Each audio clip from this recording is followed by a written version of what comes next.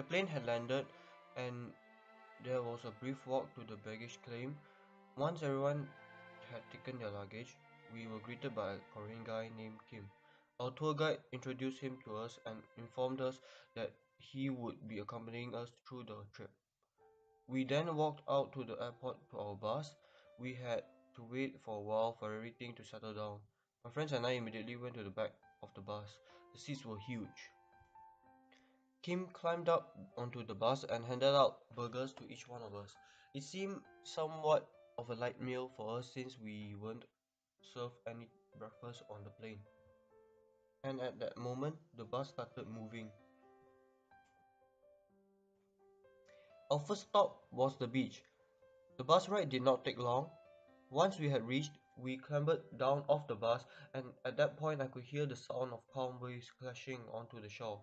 We had to walk a short distance in order to reach the beach, and at that point the group started to bond with one another. Once at the beach, the teacher told us that in 45 minutes we would regroup. The group then scattered off into smaller groups. My friends and I went down to the beach between the horizon of the sand and waves. Alvin placed his shoes into the sand and Nicole tried to bury his feet, causing sand to splatter onto his pants too. After 30 minutes of goofing around and getting sand into our eyes, we got bored and started walking back to the bus.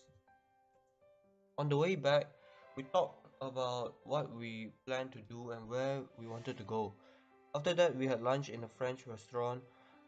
There was an amazing view of the ocean and the food was amazing. Back on the bus, it was time to head to the university. The trip was organized by the school to teach us about the Korean language.